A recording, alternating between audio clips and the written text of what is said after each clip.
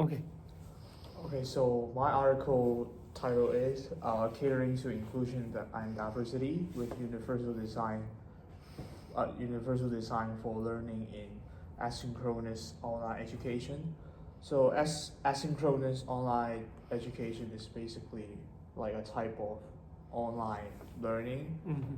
but students they just complete their coursework on their own pace, their own schedule, so it's more flexible, Mm-hmm. and they don't have like fixed or set meetings with their teachers or lecturers.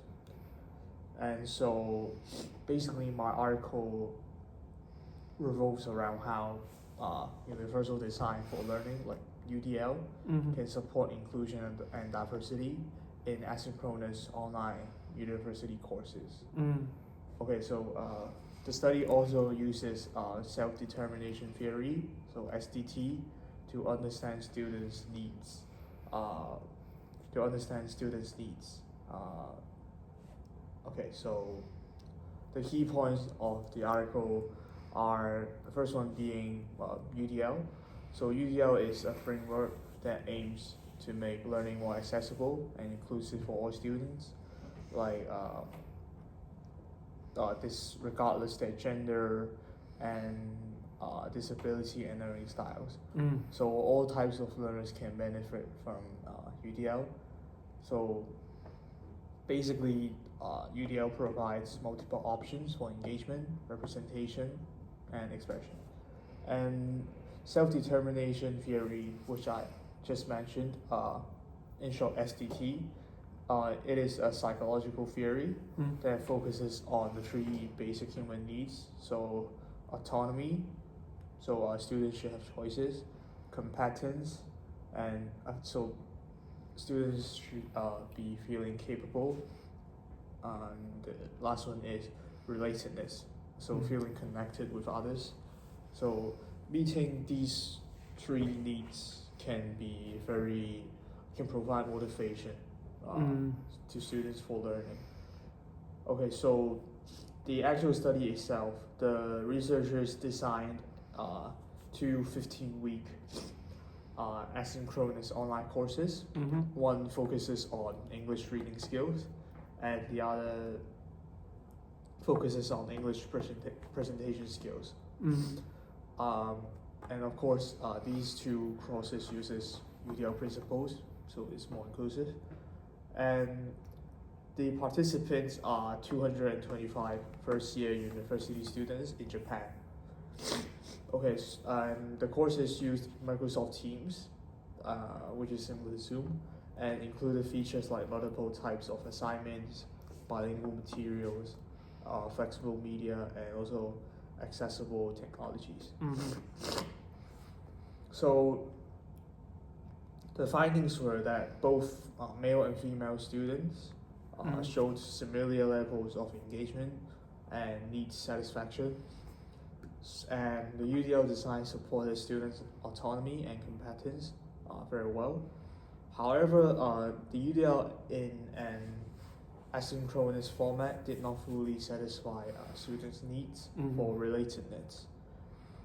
Students felt less socially connected due to, of course, the lack of real-time and face-to-face interaction with not just the teacher, but the students, which I can relate to because back when COVID was a thing, basically for 2 years of my high school, I didn't get to see my classmates that much because we were also using Zoom and Microsoft Teams.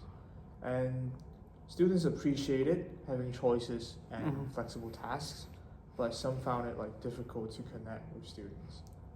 And the effectiveness of UDL also depended on course subject and also, of course, like personal traits. Yeah, I think it's hard for like students to have classes on Zoom or on the internet because they're not seeing each other, they're not seeing the teacher and their classmates. Like you said, like back in COVID times, we also like had our classes on Zoom, but like we're just not listening to the teachers. Like we're just playing with ourselves because the teacher did not know what we were doing, and like we cannot meet with our friends as well. So we think that so every day is just very boring for us. Yeah, so I think the teachers can try to improve students' sense of relatedness in again asynchronous like online courses. So there's some ways they can do that is by adding some live sections, create small group projects, and use discussion boards for chat. And they can also encourage more peer interaction rather than just sitting in front of their laptop and listening to the teacher. I think even just random video meeting to catch up or just chat can be beneficial. Yeah. Okay. Should we move on to? Yeah, sure. So my article topic is like evaluating an inclusive blended learning environment in an EFL, like E-English as a first language classroom, like a flipped approach. So my article, so the main point is just use the flipped classroom, like in an EFL classroom context, like to have the inclusion. Like so my article like explores like inclusive flipped learning materials in an EFL secondary context, and it also follows the UDL as well, the Universal Design Learning, to support like the diverse learning, and it also like reviews the literature on like the flipped learning, whether they're good or bad, and also I think the best part is that the article uses a case study with 39 students. Like 6 of them are with disabilities. They're like SEN students in their classes, and they also using inclusive videos. For example, like there's a thing called Edpuzzle, and so the approach of my article, like I just said, is the flipped classroom pedagogy with inclusive design. And so the video inside like include the oral explanations, also some Spanish sign language for the SEN students, and also like the subtitles and the captions like under the screen for the translation. So the key findings of the 39 student study is that the students shows quite a positive perception, and like they're quite welcoming to the flipped classroom model.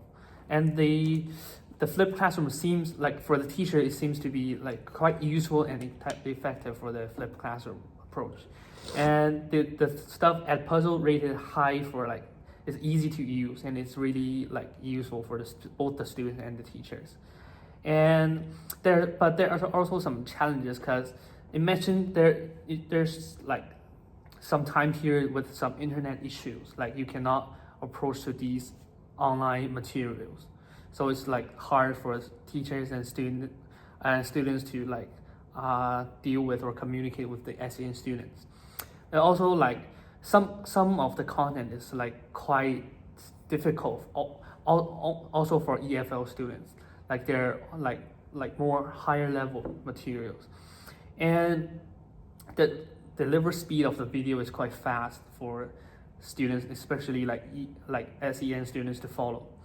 So what are the roles of the teachers like in this article, in the 39 students like test?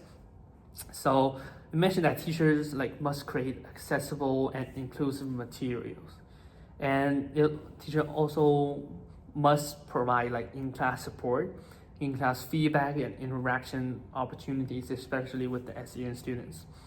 And it also uses some ways like the silent way and the task-based learning. But on this point, like I recall back to my BP in Canada, like for my teacher, because we're not EFL, we're ESL classroom, like the teacher in my host teacher never used strategies like silent way or task-based learning. Like they're more like student-centered, and they're like more freedom in the classroom instead of task-based learning. I think task-based learning is more appropriate for like Hong Kong context. What do you think about like? Do you think teacher like should, for ESL students, like English secondary language students, do you think teachers should be task-based or student-centered? I think it should be, because I think in ESL classrooms, the levels can be extremely diverse.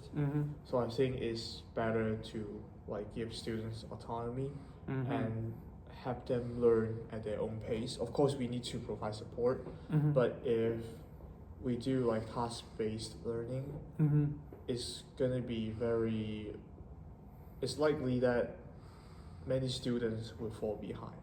Like some students will definitely be able to catch up, but I think most of them have other like fundamental problems, so they have to take their time to learn on their own pace. Yeah, and the author also mentioned like there's so many benefits for this approach, like for the like videos or the online like Edpuzzle, but he also mentioned some like challenges. So for example, just said about like poor internet, and also he also mentioned some challenges for the teachers. Like for example, it's hard for teachers to adapt like materials for like varied disabilities, like how to manage the diverse needs of the SEN students for teachers.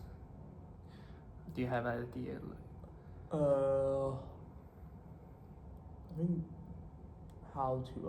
I don't think I know. He also mentioned some like institutional challenges like limited sample size because it's only 39 students and only 6 of them are like SEN students. So I think this approach needs to be more like studied or more like experienced for us to like before we can get an answer from that. I agree, especially when like Hong Kong is very different from Canada. Yeah. You don't see people. You don't see students with disabilities in Hong Kong schools as often as you do in like Canada schools. So I think we have to take this study with a grain of salt. Yeah. Sample size is one thing. Difference in context is also one thing. Yeah. I think like the author like only experienced like in an EFL classroom, but I think back in Hong Kong, all students are ESL students because it's another situation. Like, for example, it's already hard for them to understand English because we use English to teach English to the ESL students, and for the ESL SEN students, it should be more difficult for both them and the teachers. So I think we need to discover a way of how to treat that. Okay. Yeah. I think so that's all. wrap? Yep.